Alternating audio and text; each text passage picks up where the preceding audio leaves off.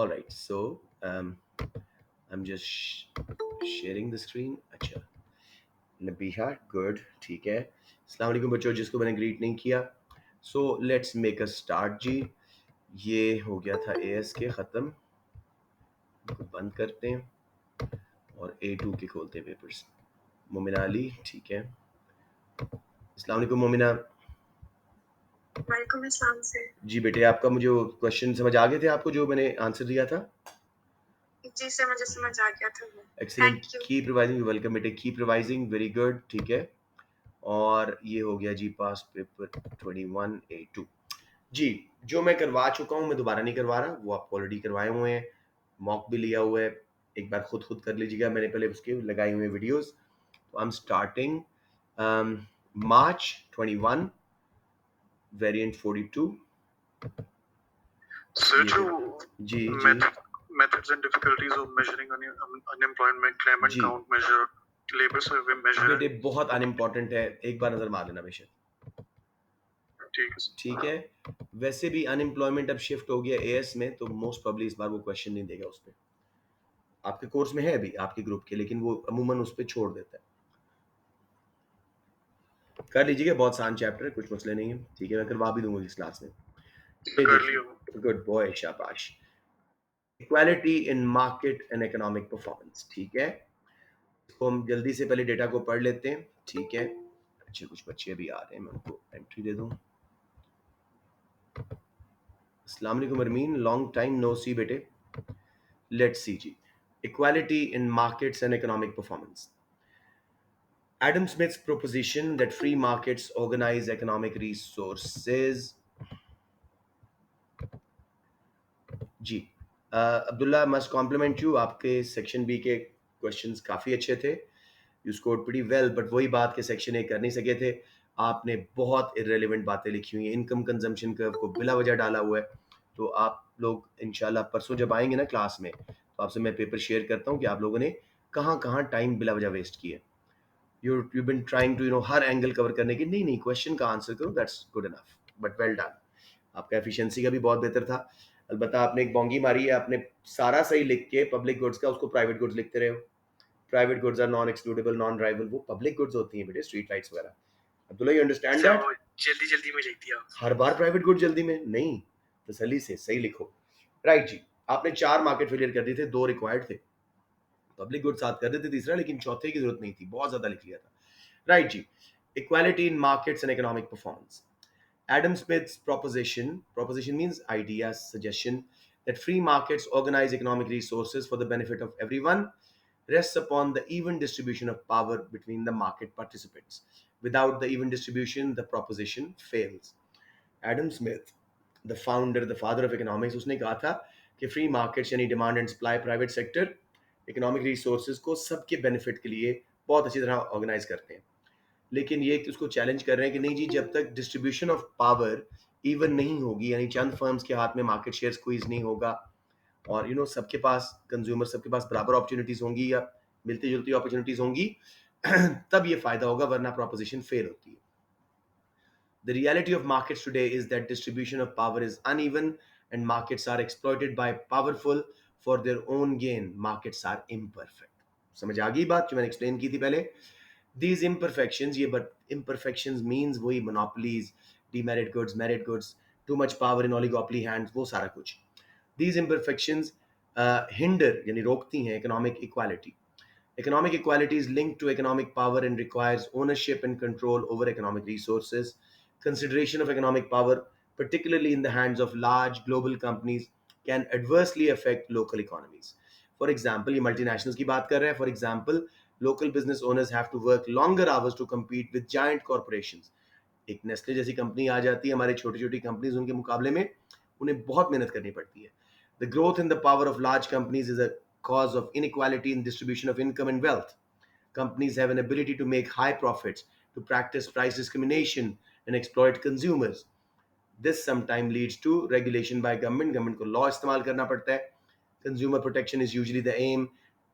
Takeovers are monitored, यानी कोई गलत dangerous merger takeover तो नहीं हो रहा, वो monopoly का market failure remove करने के लिए हम monitor करते हैं. प्रोग्रेसिव टैक्सेस ताकि इनकम गैप कम हो जाए, social welfare schemes, unemployment benefits वगैरह, food income support scheme, food stamps वगैरह, inheritance taxes and greater workers' rights are all attempts to deal with excessive inequalities. Paragraph 5. However, it is also said that large companies contribute disproportionately more to a country's economic growth than smaller ones. वो कहते हैं जी large companies जो हैं वो economic growth में बहुत ज़्यादा contribute करती हैं छोटी कंपनीज के मुकाबले में. Such companies are more productive, pay higher wages, enjoy higher profits and are more successful in international markets. बहुत कुछ डेटा से निकालना होगा हमें, ये A2 का पेपर है. Therefore, differences in economic growth between countries, it is argued, could be linked to difference in number of large firms.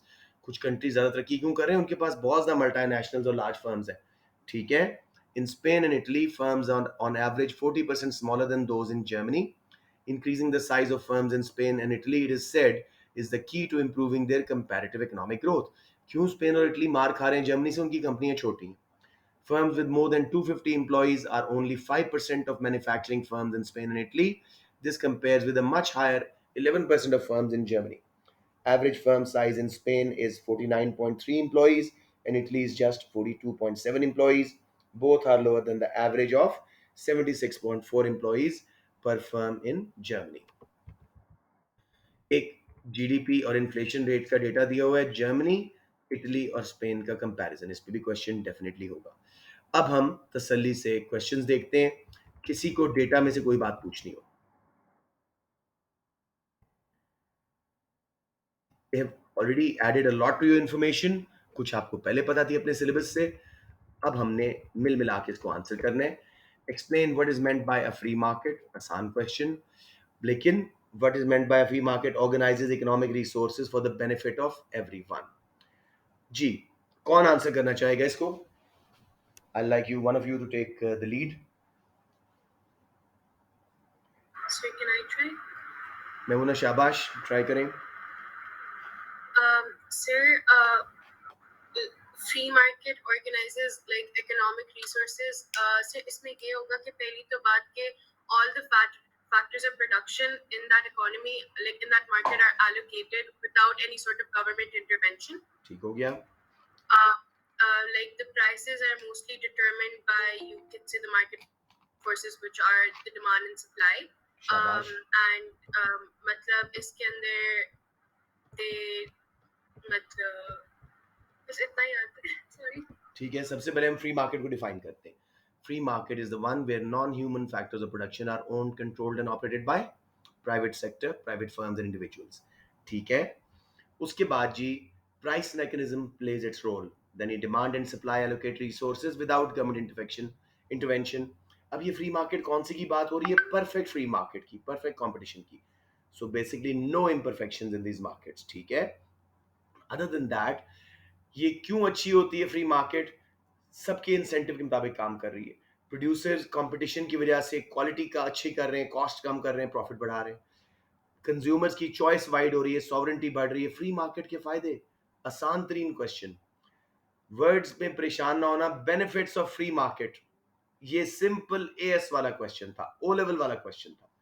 सब बच्चों को समझ आ गया या confusion?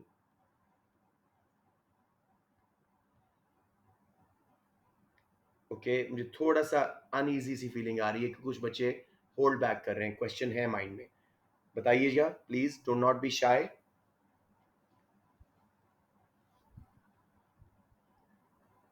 Alright, let's look at the mark scheme just for total clarity.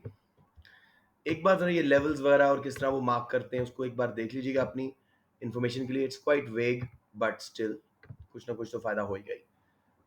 ये तो annotation नहीं पढ़नी आपने, ये उनके एग्जामिनर के लिए है, ये आप लोगों के लिए नहीं है.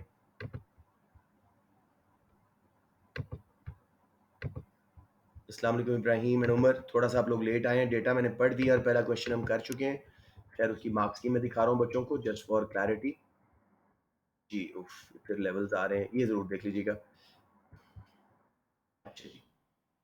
Explain what is meant by free market organises economic resources for the benefit of everyone. Simple सा क्वेश्चन है कि फ्री मार्केट है क्या और वो क्यों सबको बेनिफिट करती है. Factors of production are organised without government intervention, no imperfections, यानी डिमांड एंड सप्लाई के थ्रू बहुत कंपटीशन हो रहा है, सप्लाई एंड डिमांड ऑर्गेनाइज कर रहे हैं रिसोर्सेज को, सब पार्टिसिपेंट्स को बेनिफिट हो रहे हैं। इसमें थोड़ा सा हम एफिशिएंसी की बात करते हैं।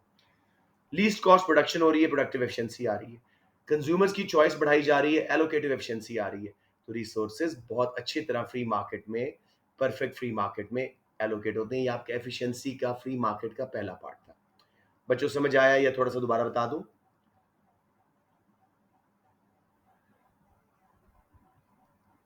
Okay, excellent, let's move on to second part. अब बेटे वो कह रहे हैं analyse why the article says some markets are imperfect. अब आपको रीडिंग कॉम्प्रिहेंशन यूज करनी है। इब्राहिम, आप तो लेट आए हैं, sorry. I give it to, let's say, Adan. तसल्ली से डेटा आपके सामने रख रहा हूं, देखते जाओ। मैं थोड़ा सा छोटा करता हूं ताकि आप सारा कुछ देख सको। तसल्ली से देखो क्या क्या उसने बताया है। क्वेश्चन एक बार फिर आपको दिखा दूं।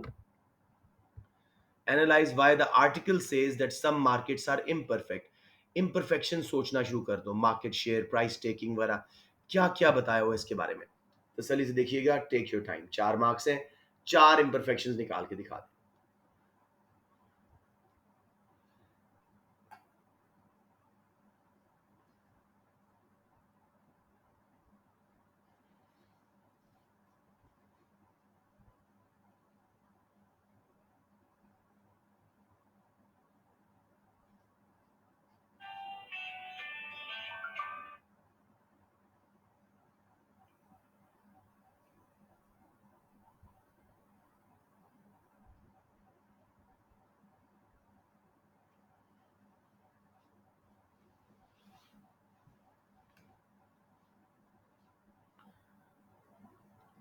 अदर इम्परफेक्शंस क्या होती हैं?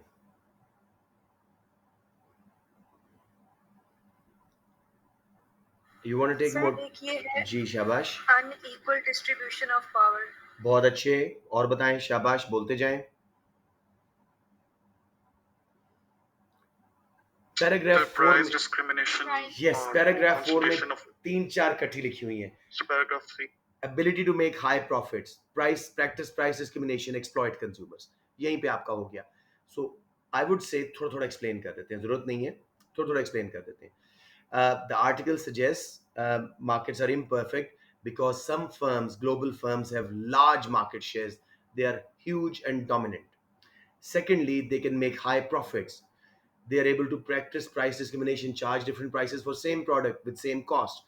They can exploit consumer by charging higher prices and producing low output. ठीक है जी? Therefore, ये कंपनीज जो हैं ये थोड़ा सा एक्सप्लॉइट कर जाती हैं, इम्परफेक्शन ले आती हैं, प्राइस कंट्रोल होता है इनके पास, प्राइस मेकर्स होती हैं, ये सारा कुछ ठीक हो गया। So now let's go back to our mark scheme. तो आप दोनों ने बिल्कुल सही आंसर दिया था, अदन एंड इंशाल। तो सिंपली वो क्या कह रहा है आपको यहाँ पे, price controls, price discrimination, exploitation of consumers, 3 marks तो सीधे यहाँ पे आ रहे हैं। Concentration of market power and control, growth of very large firms, high profits, inequality of rewards, inefficient outcomes of production and distribution, detrimental effects to local economies. आप पढ़ते जाते आपको आराम से 4 निकालने में कोई मसला नहीं होना था। बच्चों समझ आ गया है या दोबारा एक बार बात कर लें? परफेक्ट मार्केट क्या है? जो प्राइस टेकर्स हैं। परफेक्ट मार्केट क्या है? होमोजीनियस गुड्स है। परफेक्ट मार्केट क्या है जी? जो लॉन्ग रन में सिर्फ नॉर्मल प्रॉफिट कमाती हैं। परफेक्ट मार्केट्स क्या है? जहाँ पे इक्वालिटी है। परफेक्ट मार्केट्स क्या है? जहाँ मार्केट पावर, मार्केट शेयर छोटे छोटे हैं। यहाँ जो उल्टा उससे बात निकलेगी वो इम्परफेक्शंस आ जाएंगी। सबको क्लियर हो गया है कॉन्सेप्ट? अगर आप टॉपिक पे चले जाए ना, फिर डेटा आपको बहुत कुछ दे रहा है, लेकिन अगर आप टॉपिक को ही फिगर आउट नहीं कर सक रहे, देन देयर इज प्रॉब्लम। ठीक है, अब अगला क्वेश्चन देखिएगा। ये मैं दे रहा हूं उमर फारूक को। उमर, बहुत आसान क्वेश्चन है, 2 मार्क का, गलत 4 मार्क का, सॉरी, गलत नहीं होना चाहिए। Distinguish between equality and equity, मैंने आखिरी क्लास जो पढ़ाई थी आपकी माइक्रो की पावर वीएन में, उसमें बताया था और आप लोगों को क्लास में भी करवा चुका हूँ। आखिरी चैप्टर लेबर मार्केट के बाद छोटा सा, इक्वालिटी और इक्विटी में क्या फर्क है। और फिर कहता है use the information to give 2 examples of policy measures जो गवर्नमेंट पॉलिसी कर सकती है that might promote equality in distribution of incomes. Umar बताएं क्या फर्क है इक्वालिटी और इक्विटी में, तसल्ली से सोच के।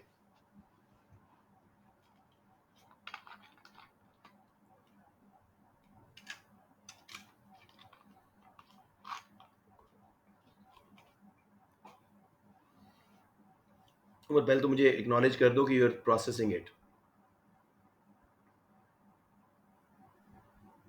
अच्छा, okay, let's go to, let's say Arham. Arham, equality और इक्विटी में क्या फर्क होता है बेटे?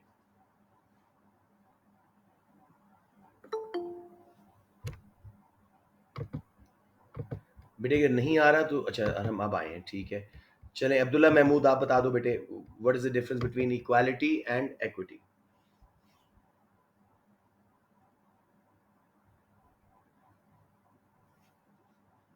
सर इसकी थोड़ी रिवीजन करनी है मैंने। ओके, ठीक है, सर जल्दी से बता दीजिएगा, यस और no. I want to go to Ibrahim. Ibrahim, what's the difference between equality and equity? Sir equality होती है कि सबको इक्वल डिस्ट्रीब्यूशन ऑफ इनकम, और इक्विटी होती है कि फेयर डिस्ट्रीब्यूशन ऑफ इनकम। बहुत अच्छे, लेकिन थोड़ा सा मैंने और बातें बताई थी। Anybody wants to add to the quality? Good, सही बताया आपने। सर हॉरिजॉन्टल होती है इक्विटी और वर्टिकल होती है, और इंटीग्रेशनल इक्विटी होती है। नहीं, वो यहाँ पे नहीं पूछ रहा। What is the difference between equality and equity? चले एक बार सुन लें। Equality sir means, yes yes yes, okay, equality means exact same treatment, equal opportunities of jobs, ठीक है, equal distribution of income। जब ये है positive economic statement. equity is to do with fairness, normative economics है। all those on same levels of income should pay the same amount of tax, the same rate of tax।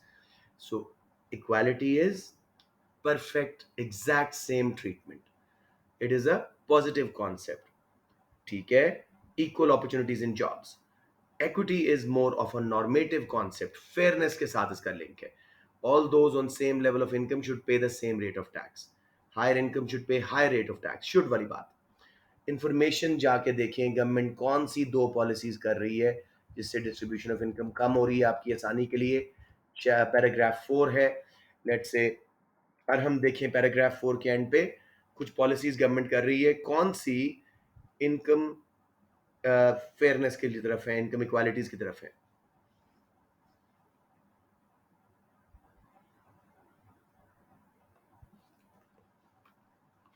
जिससे income gaps कम हो जाए।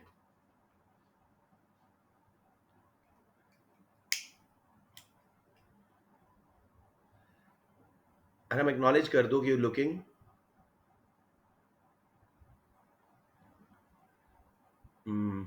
बेटे participate नहीं करोगे learning कम होएगी। Do not be shy, गलत हो जाएगा ना, मैक्सिमम एग्जाम की तैयारी कर रहे हैं, अभी कोई फाइनल एग्जाम थोड़ी दे रहे हैं।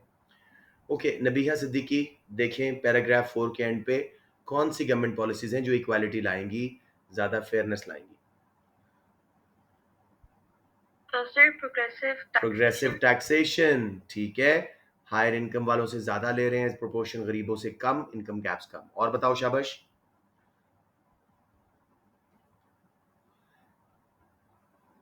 दो एग्जाम्पल्स उसने मांगी हैं।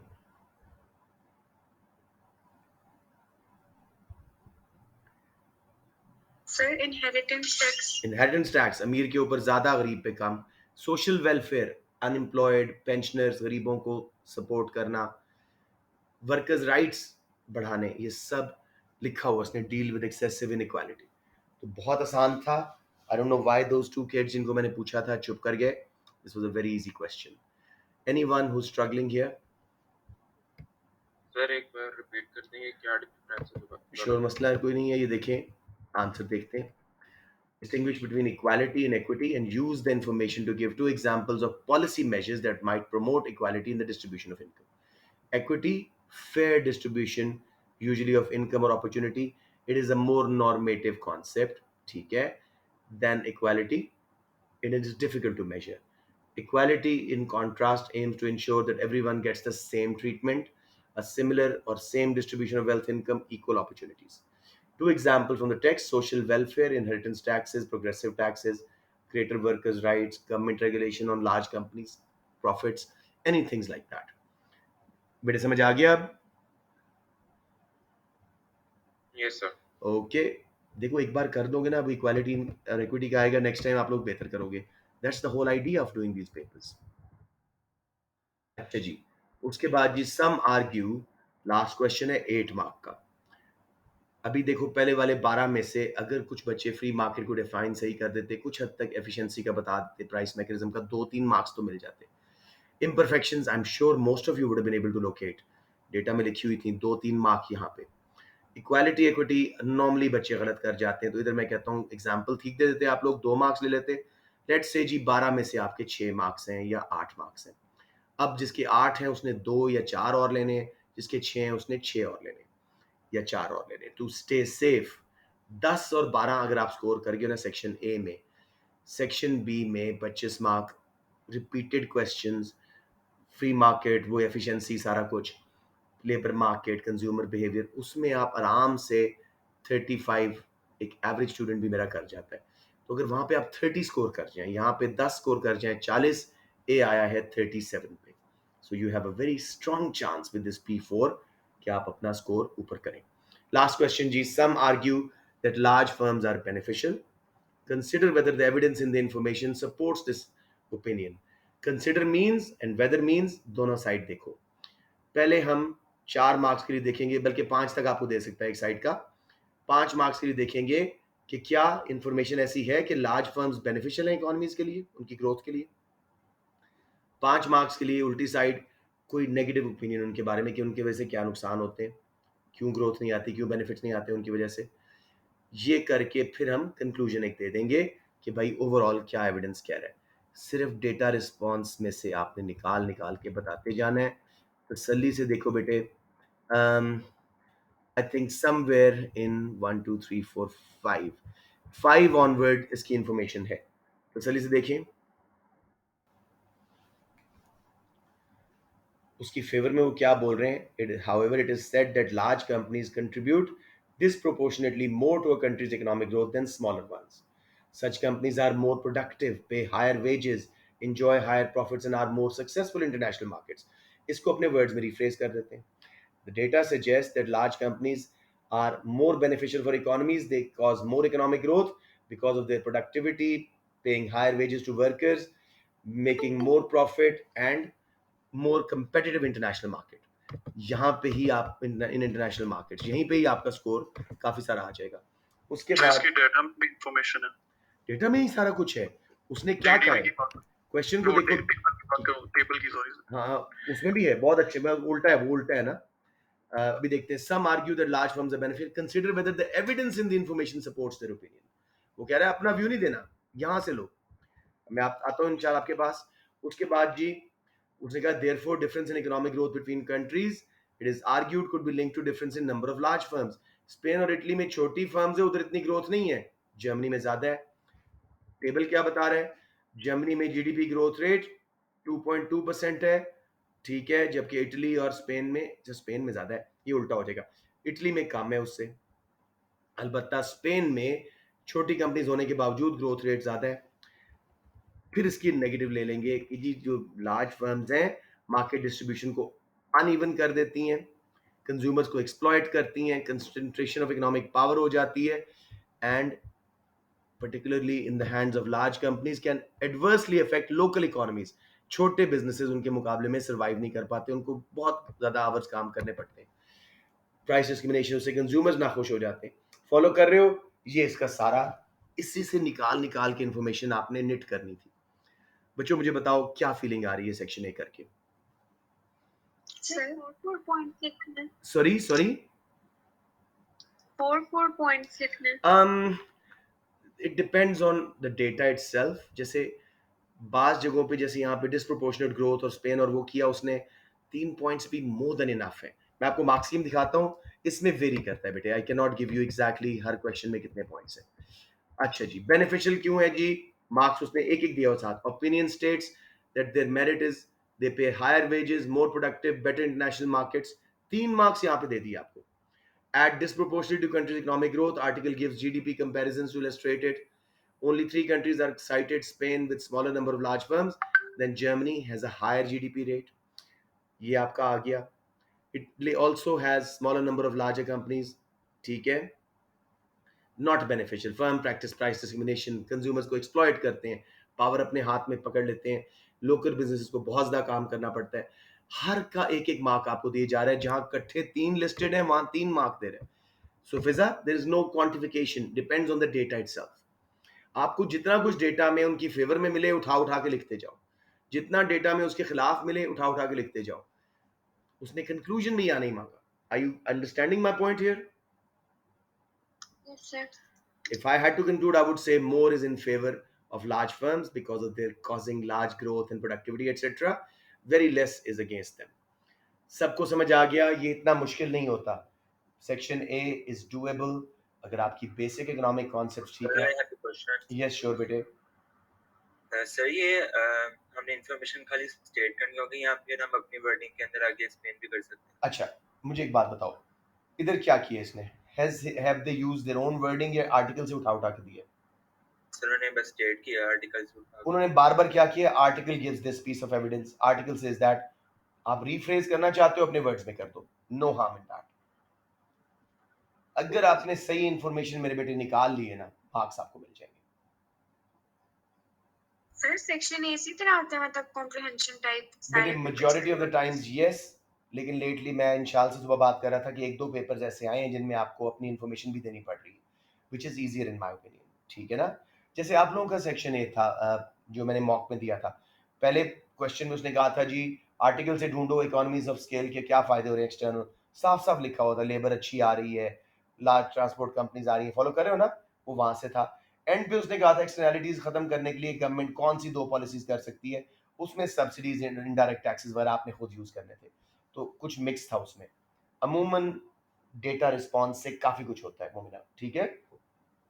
ठीक है सर. करते जाएंगे तो आपको अंदाजा होगा कि कौन सा क्वेश्चन डेटा से वो साफ साफ बताएगा एविडेंस इन द इंफॉर्मेशन, या वैसे जनरल स्टेटमेंट होगी. क्लियर? जी सर. राइट बेटे, let's move on to second paper summer 2141. मैं एक हफ्ता आपको ये पेपर्स करवा के फिर मैं आपको सेक्शन बी पे और ये सेक्शन इकट्ठे फिर करवाया करूंगा, because we can't spend so much. इसमें तो वेराइटी इतनी है. Public services, better or worse? I'll have to read it again. A government usually has macroeconomic policy aims that it hopes will enable some success in raising the quality of life or well-being of the population. In doing this, the government also hopes to achieve efficiency in the use of resources. आप में से कोई मुझे बता सकता है कि government के 4 मेन मैक्रो इकोनॉमिक एम्स क्या होते हैं? जी सर. बता दो. Inflation, unemployment, balance of payment disequilibrium और एक और था. एक मिनट. मोमिना आपने सारी प्रॉब्लम स्टेट कर दी हैं, एम्स नहीं स्टेट किए. Sorry sir. Low price unemployment, stability, balance yes of payment equilibrium yes. और economic growth, sustainability. Economic growth. शाबाश. Price stability, balance of payment equilibrium, sustainable economic growth and full employment. बस याद रखना, problem ना बोल देना वहां पे. एम है तो एम बोलना. ठीक है? जी sir. Efficiency is measuring by relating inputs to outputs. उसने एक स्टेटमेंट दी कि एफिशिएंसी क्या है? इनपुट आउटपुट से रिलेट करके. Inputs are relatively easy to count. Labour, land, capital. They are financial costs of public services. Output can also be counted, but it's not necessarily a good measure of outcome. मसलन मेरी output कब पता लगेगी? जब आप लोगों के results आएंगे. ठीक है ना? इनपुट तो मैं दे रहा हूं अभी, लेकिन ना मेरी इनपुट मेजर हो पा रही है. 2 घंटे मैंने पढ़ाया है, उन 2 घंटों में मैंने गपशप कितनी की है, ठीक है, हर बच्चे के कंसर्न को एड्रेस किया है कि नहीं, ये पता कब लगेगा? जब आउटपुट आएगी. तो इसलिए वो उसको चैलेंज कर रहे हैं. Outcome is much harder to calculate. It is broader and more subjective. How do we assess whether a public service is better or worse? Public transportation, education, health care अच्छी है या खराब है? ठीक है? अभी तसल्ली से just dive into the data, और मैं आपको एक मशवरा दूंगा जिन बच्चों का टाइम मैनेजमेंट का इशू आ रहा है. सेक्शन बी में आपके पास इंफॉर्मेशन बहुत होती है, साफ स्ट्रेट फॉरवर्ड क्वेश्चंस होते हैं. इस पे बेटे 35 मिनट से ऊपर ना लगाइएगा, क्योंकि अगर आप इसमें 35 मिनट में से नहीं निकाल सके ना, तो अगले 50 मिनट में भी नहीं निकाल सकोगे. So start with it. 4-5 minutes इसको पढ़ो, क्वेश्चंस लो, और जितना समझ आता जा रहा है डेटा से निकाल निकाल के अपनी इंफॉर्मेशन से उसको क्लियर करते जाओ. जस्ट रिमेंबर कि मेरा ये सिलेबस का कौन सा पार्ट है, क्या ये जनरल क्वेश्चन है या डेटा से है. ये बातें कर लोगे तो just keep very positive outlook. मैं कर सकता हूँ, मैं कर सकती हूँ, ये सोच रहे चलोगे ना तो ये सही हो जाएगा. Third paragraph, this is where a knowledge of well-being makes an enormous difference. It could provide a much clearer view of trade-offs that have to be made in allocating taxpayers' money to public services. Take the example of healthcare. To maximize the impact of expenditure on well-being, The budget may need to be adjusted to give more to mental health services and less to building general hospitals. For older people, it could mean giving priority to programs that would give them, yeah, that would keep them out of hospital. कुछ लोग खुश हैं, कुछ नाखुश हो रहे हैं, trade offs आ रही हैं. A focus on well-being should lead to better outcomes. This is where policymakers need a better understanding of behavioral economics. Behavioral economics क्या है? Nudge theory. Governments have established behavioral insight teams or nudge units. They have had some success. Nudge theory क्या है? Reinforcement of a positive idea through persuasion, not by laws or taxation वगैरह. Government have established behavioral insight teams or nudge units. These have had some success. A small change in the wording of a letter to people who owed tax demonstrated how more behaviorally sensitive language sped up payments. आप वही message प्यार से कर लो, जैसे हम बाजू बच्चों को कहते हैं तुमसे तो मुझे उम्मीद ही नहीं है, I am giving up on you. That is a very bad नज. अच्छा नज क्या है? I still believe in you, I think you can do it, I think you should be able to score an A star. I think you should, believe show करना. तो tax payer को ऐसे letter लिखो कि we appreciate you reading this letter as being a law-abiding citizens. You've been paying taxes throughout your history, and we expect the same this year. या अगर 2 साल उसने नहीं पे किया, we understand you might have had some financial circumstances. We're ready to talk to you and discuss your circumstances. ये nudges है, ठीक है? उन्होंने कहा उसके रिजल्ट में बहुत टैक्स पेमेंट मिली है. The unit also found that job seekers were nearly twice as likely to turn up for a job fair if the text message from the job center used their names. Mr. Junaid, you've been selected for an interview. ठीक है? Mr. Inshal, you've been selected for an interview. You've been invited to an interview. ठीक है? And nearly 3 times as likely if the person sending the text message added good luck. अच्छा message, अच्छा nudge. Do tax relief persuade people to save? No. Tax relief देने से लोग save नहीं करते. So enroll them instead automatically in a pensions program as a default position with the possibility of opting out. मौका दें उनको कि आप करना चाह रहे हो कि नहीं. Allowing people to learn from mistakes is good. It reduces dependency on public sector and helps people make their better decisions for themselves. But some errors, such as failing to save anything until you are too old to earn, cannot be reversed. ऐसी बातें कहना कि आप तो बहुत बुढ़े हो गए हैं करने के लिए, ये वापस नहीं ली जा सकती. Then an early nudge is justified.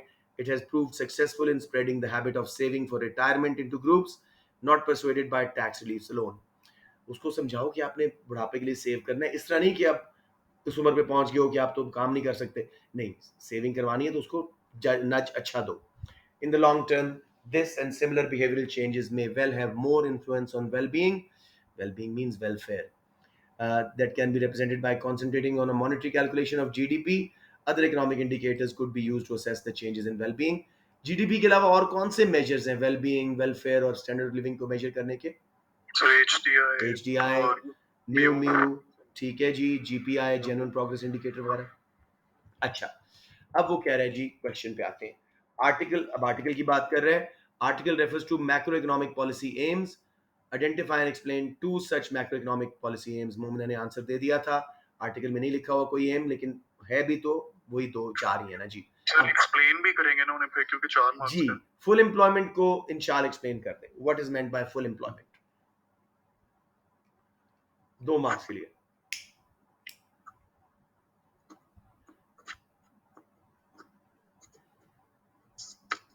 Sir जो फुल एम्प्लॉयमेंट ये होगी ना कि एक ऐसी इकोनॉमिक सिचुएशन जिसमें जो लेबर रिसोर्सेज जो हैं गवर्नमेंट चाहेगी कि वो अपनी मोस्ट एफिशिएंट वे जो पॉसिबल है उसमें यूज होए.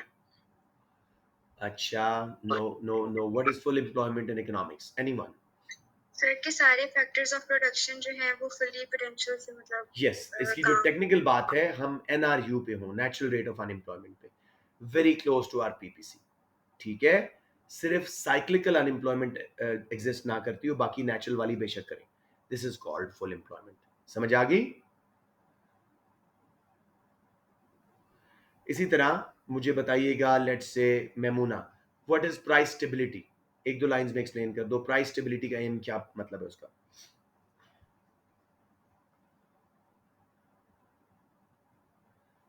You can't go wrong. Say what you want to. Price stability का एम क्या मतलब होता है? May be she is not there. Arham आप ट्राई कीजिएगा। Sir, जी जी बताएं बताएं। price stability basically it like refers to like the general price level in an economy, and like where you try to avoid both like super high or hyperinflation or बहुत like अच्छे। deflation for deflation, economy. शाबाश, that's it. Low sustainable prices, low and slowly rising prices, perfect. Balance of payment equilibrium means deficits and surpluses over a period weigh out themselves. If one account is surplus, the other is in deficit, so overall it balances itself out. इतना एक explain करना है, समझ आ गया इंशाल? Yes. तो आपने दो नाम लिखे जी, फुल एम्प्लॉयमेंट, प्राइस स्टेबिलिटी, एक एक लाइन में एक्सप्लेन कर दिया, दोनों मार्क्स आपको मिल गए। किसी बच्चे को यहाँ पे प्रॉब्लम आ रही हो, मैं मार्क्स स्कीम भी खोल लूँ।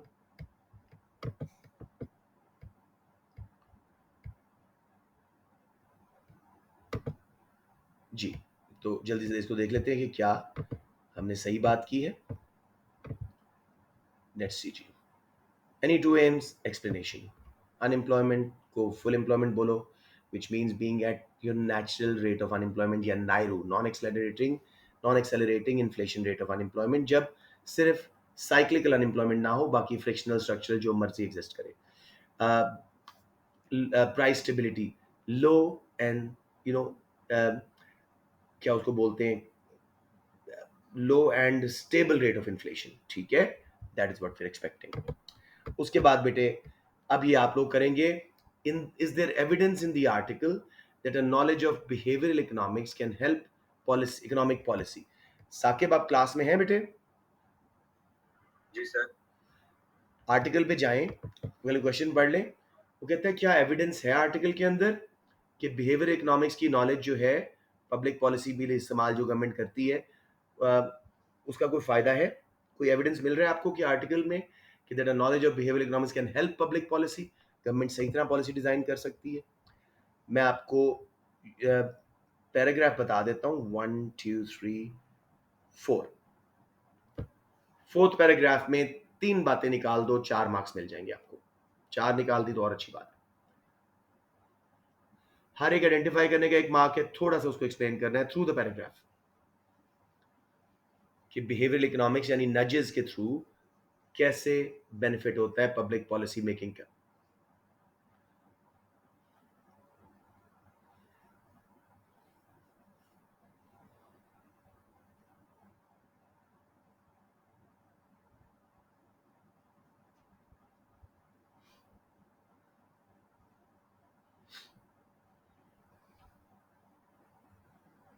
Saqib this is the paragraph, इसी में उसने नज थ्योरी की बात की है, तसल्ली से देखो। कोई सक्सेस नजर आ रही है आपको, एविडेंस आ रहा है ऐसा कोई? जी सर मैंने नोट किया है। A small change in the wording of a letter to people who own tax owed demonstrated owed owed, own नहीं ओड, जिन्होंने टैक्स देना था, ठीक है, ओड टैक्स या how much behaviorally sensitive language sped up payments. एक minute जरा। आप इसमें थोड़ा सा क्या बोल दोगे, better wording of the letter, इसका भी मार्क्स मिल जाएंगे, but I would want to rephrase it. More tax revenue collected by the government, पहली सक्सेस। और बताएं।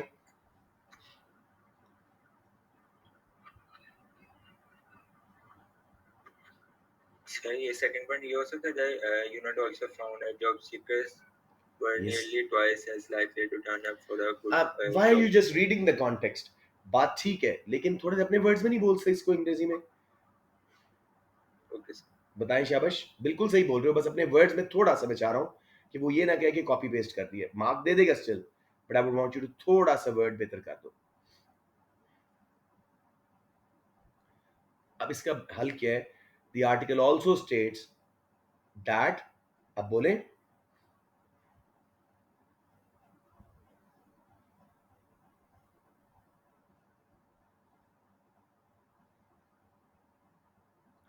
फिर That हाँ हाँ शाबाश, is nearly twice likely to turn job fair if ठीक the है। text message. अब वही वर्ड बोले जा रहे हो, चले कोई बात नहीं, आप यही कर दीजिएगा। I am sure you are able to rephrase. Article states that the number of people showing up to job fair increases by twice if the job center uses personal names and adds good luck at the end of the message. इतना एक तो थोड़ी सी अंग्रेजी change करो ना Saqib, can you not do that? ठीक है sir. Yes, नीचे भी थी लेकिन this should be good enough. Let's go. Evidence of possible reduction in unemployment, evidence of possible increase in tax payment which could help reduce budget deficit. देखो वो wording अपनी use कर रहा है. Evidence of persuasion to increase savings नीचे था. Might help stop demand inflation. तो आप कहें जी आर्टिकल में साफ एविडेंस है कि टैक्स पेमेंट ज्यादा होती हैं जब हम पोलाइट मैसेजेस करते हैं टैक्स पेयर्स को.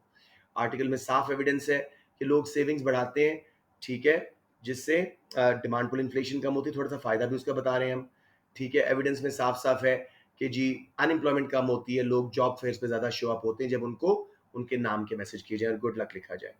समझ आ रही है बेटे? जी सर। थोड़ा सा आपको अपना वर्ड और उसका बेनिफिट उसने कहा है कैसे हेल्प हो रहा है पॉलिसी मेकिंग में, वो थोड़ा सा आपको बताना पड़ेगा.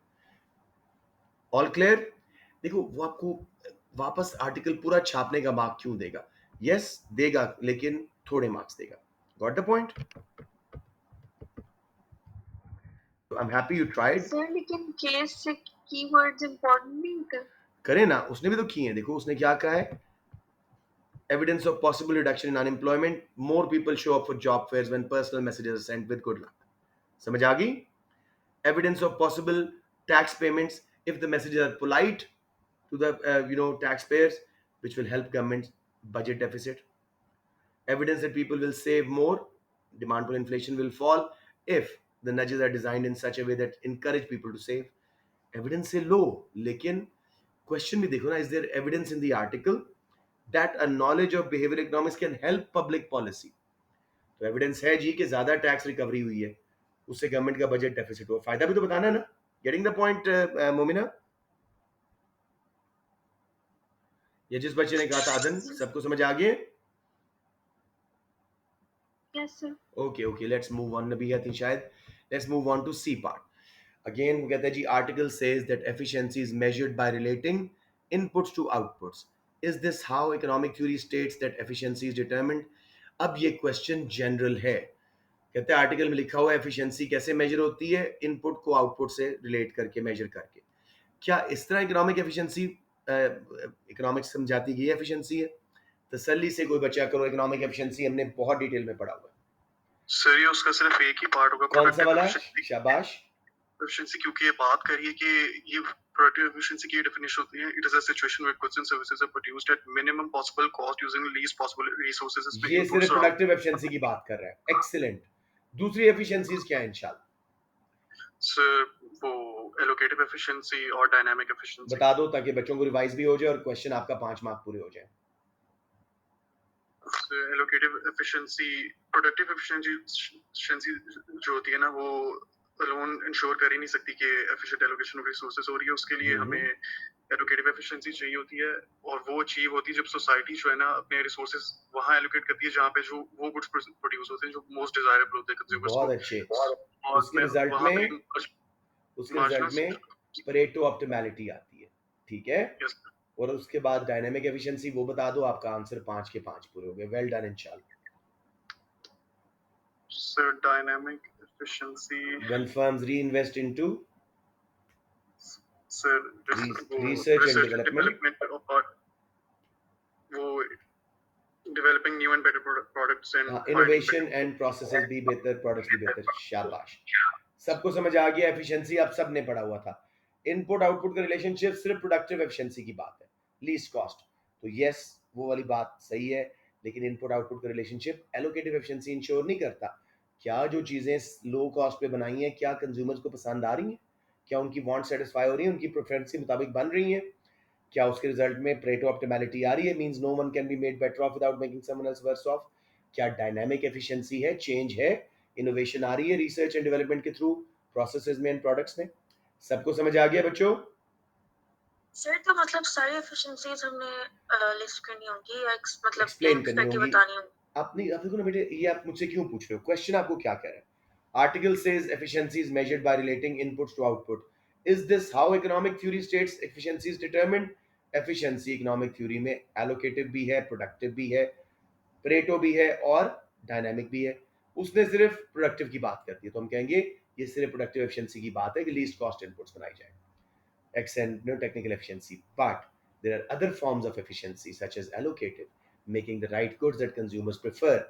Then it results in Pareto optimality. No one can be made better off without making someone else worse off. And dynamic efficiency when firms, समझ रहे हो ना, उसने कहा कि क्या इस तरह इकोनॉमिक डिफाइन करती है एफिशिएंसी को? इकोनॉमिक्स डिफाइन करती है productive, allocative, protective, Pareto and dynamic सब को, तो इसलिए हम इसको एक्सप्लेन कर रहे हैं। क्वेश्चन ये पूछ रहे हैं भैया, गॉट इट? जी sir. Conclusion G, this is not how economics define efficiency. It's only mentioning productive efficiency. Other forms, allocative, Pareto, and dynamic, are not covered in this definition. किसी को मसला हो रहा है?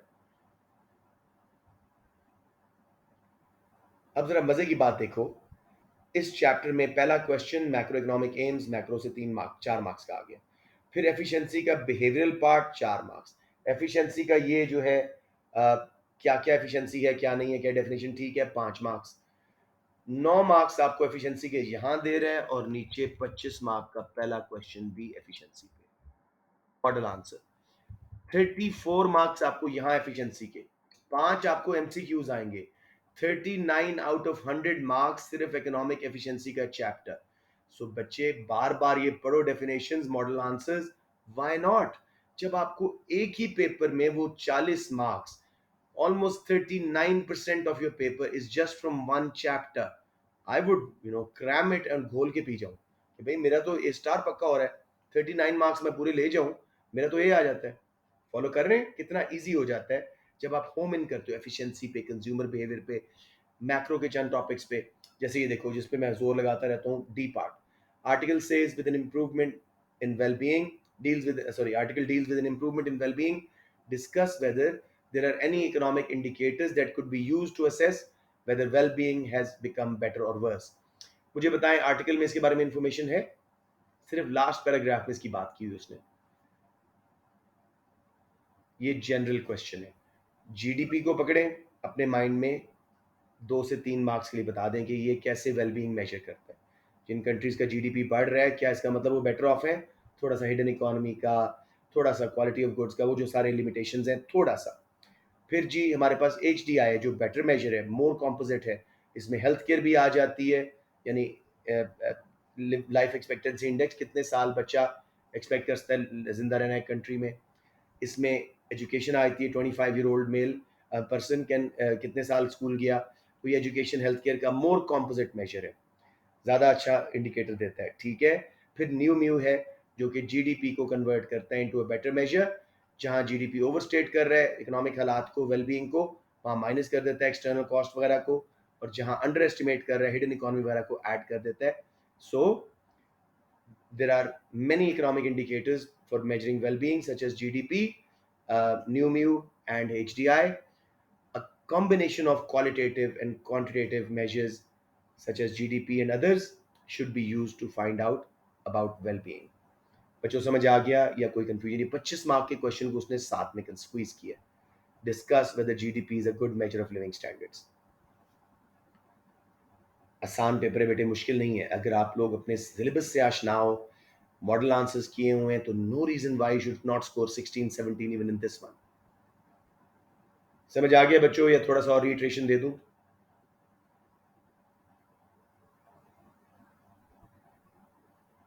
तो ये हमारे 2 सेक्शन एज हो गए। I am telling you with every day section A's आपके लिए अब आसान होना शुरू हो जाएंगे, because you have learn a bit today कि डेटा में भी इंफॉर्मेशन होती है, जनरल क्वेश्चन भी होते हैं। कहाँ जब जब वो कहे कि आर्टिकल से निकालो एविडेंस, जैसे B part, evidence from the article, हम आर्टिकल से जाएंगे। सी पार्ट में उसने कहा कि आर्टिकल में एफिशिएंसी की डेफिनेशन ये है, क्या ये इकोनॉमिक्स में भी ऐसे है? जनरल क्वेश्चन है, इकोनॉमिक एफिशिएंसी की हर एंगल से लेके आओ, चैलेंज करो स्टेटमेंट को। डी पार्ट, उसने कहा आर्टिकल जो है वेलबींग की बात करता है। वो क्यों ये बार बार आर्टिकल की बात करता है कि जो गलत बच्चा है ना, वीक बच्चा है, वो आर्टिकल में से ढूंढता रहे और वो गलत कर जाए सारा आंसर। जैसे साकिब पूरा वो निकाल निकाल के छाप रहे थे, ऐसे बच्चों को मार्क्स कम मिलेंगे। नो पर्सनल ऑफेंस साकिब, क्योंकि वो पूछ ये रहा था कि पॉलिसी में कैसे हेल्प हो रही है। आप आर्टिकल से निकाल निकाल के, सिर्फ मार्क कहाँ मिला था? टैक्स पेमेंट ज्यादा मिली है, जॉब पे लोग ज्यादा आए हैं, जैसे अनएम्प्लॉयमेंट कम, 2 मार्क्स आप ले चुके थे, बाकी 2 आपसे मिस हो गए, because you were not using the question कि इससे पब्लिक पॉलिसी में हेल्प कैसे हो रही है, एम्स कैसे हासिल हो रहे हैं। Are you following? तो बार बार आर्टिकल की बात करेगा, लेकिन जब वो कहे कि एविडेंस वहां से निकालो, जैसे पिछले डेटा में था। अब मोमिन, आपका क्वेश्चन समझ आ रहा है कि there is no hard and fast rule, कहीं सिर्फ आर्टिकल से होगा, कहीं जनरल या पार्शियल क्वेश्चन भी होंगे। जी सर। यस, एनी क्वेश्चन बच्चों before I close the class, sign off? So इसका सेक्शन भी दिखा सकते हैं? श्योर, देखो बेटे, लेकिन आपका थोड़ा सा इससे फर्क होता है। पहला जी, assess the suggestion that free market economy is neither possible not desirable. थोड़ी देर गौर करोगे तो ये पूरा मॉडल आंसर है। फ्री मार्केट इकोनॉमी क्या है? परफेक्ट मार्केट में होता है जिसमें परफेक्शन है, हर किस्म की एफिशिएंसी। रियलिटी में परफेक्ट मार्केट पॉसिबल नहीं है। डिजायरेबल है, यस, लेकिन क्या इन रियल वर्ल्ड हो सकता है? नहीं जी, मार्केट फेलियर्स होते हैं। वही सारी एफिशिएंसी की कहानी, प्रोडक्टिव, एलोकेटिव, परेटो, डायनामिक, फिर उनके ग्राफ्स, पीपीसी तक चले जाओ। फिर जी फ्री मार्केट का मॉडल हम प्रेजेंट करते हैं कि ये परफेक्ट मॉडल है एफिशिएंसी का। प्रोडक्टिव, एलोकेटिव दोनों है, एमसी एसी के बराबर है, एमसी प्राइस के बराबर है। लेकिन ये डिजायरेबल क्यों नहीं है? क्योंकि रियलिटी में एग्जिस्ट ही नहीं करती परफेक्ट फ्री मार्केट इकोनॉमी। हमारी रियलिटी में मार्केट फेलियर्स हैं, merit demerit goods, external cost benefit, monopoly कर दो, साथ में एक कर दो, कोई एक्सटर्नल कॉस्ट कर दो, पब्लिक गुड्स कर दो, फिर इवैल्यूएशन, गवर्नमेंट की इंटरवेंशन साथ साथ, एंड फिर स्टेटमेंट। ये रियलिटी में पॉसिबल नहीं है, ना ही डिजायरेबल है। रियलिटी में इम्परफेक्ट मार्केट्स हैं, गवर्नमेंट इंटरवेंशन से वो बेहतर हो सकती हैं, लेकिन गवर्नमेंट भी फेल हो जाती है कभी कभी इन्फॉर्मेशन गलत होने की वजह से। समझ आ गया? 3 पार्ट देखो साफ साफ, पहले 2 में से ही आपका पूरा क्वेश्चन हो गया। Explain what is meant by concept of equilibrium position of a consumer and how the concept might be used to construct a demand curve for a good. I would take ordinal approach.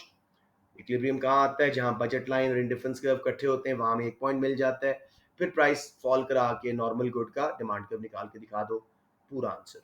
Second में वो कह रहे हैं distinguish between income and substitution effects, इनको अच्छी तरह बता दो, of a change in goods price and analyse why the effect of change in price is not always the same for different goods. Normal का आप ऊपर कर चुके थे, इंफीरियर गिवन का नीचे कर दो। समझ आ गया मेरे बेटा? कुछ मुश्किल नहीं है, दोबारा आपने सारा ऑर्डिनल अप्रोच वगैरह सब डिफाइन नहीं करना, एक ही बार करना। सर यस बेटे। सर बी पार्ट में हम पहले इंडिफरेंस कर्व वगैरह बनाएंगे और स्ट्रेट अप प्राइस इफेक्ट से स्टार्ट होंगे। देखो, आप जरा खुद मुझे बताओ, आप ऊपर इंडिफरेंस कर्व को डिफाइन भी कर चुके हो, प्रॉपर्टीज भी दे चुके हो, अजम्पशन भी कुछ बच्चे दे चुके हैं, बजट लाइन को भी डिफाइन कर चुके हो, इक्विलिब्रियम बना के डिमांड कर्व निकाल भी चुके हो। अब दोबारा वही सारा कुछ लिखने का आपको मार्क्स देगा? नहीं। इनकम इफेक्ट, सब्स्टिट्यूशन इफेक्ट को डिफाइन करने के लिए आपको प्राइस चेंज का बताना पड़ेगा। Price change as a price effect, उसमें 2 हिस्से हैं, उनको डिफाइन करके फिर डिफरेंट गुड्स का डिफरेंट है जी। नॉर्मल का हम ऊपर कर चुके हैं, इंफीरियर गिवन का आप यहां देख लो। समझ आ गया? Be very clear with your answers. Sir cardinal हो सकते हैं? ए पार्ट में आप कार्डिनल ले सकते हो, लॉ ऑफ डिमिनिशिंग ले सकते हो, लॉ ऑफ इक्वी ले सकते हो। अच्छा, मैं आपको दिखा दूं ताकि आप लोगों को, कार्डिनल के केस में तो नहीं होगा फिर।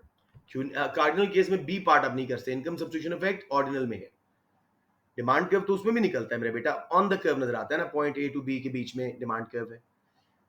जब हम ये सेक्शन बी के पेपर्स करेंगे ना, मैं आपको सारे मॉडल आंसर्स दोबारा दिखाऊंगा जो मैंने आज आपके ग्रुप में वॉइस नोट्स के साथ भेजे हुए हैं, ठीक है? उससे आपका ये सारा दोबारा प्रैक्टिस हो जाएगा। समझ आ गया? Anyone confusion here?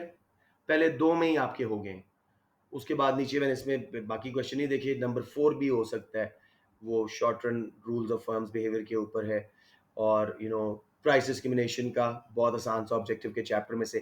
ये सारे पेपर मैं आपको करवाऊंगा और सॉल्व करवाऊंगा आपके साथ साथ। अभी मैं सेक्शन एज करवा रहा हूँ, ठीक है?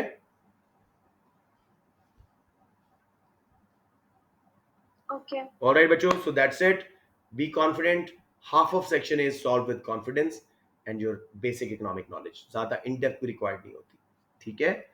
सो दैट इज इट जी। I am closing the class and making the recording available tomorrow inshallah, right? That's it ji.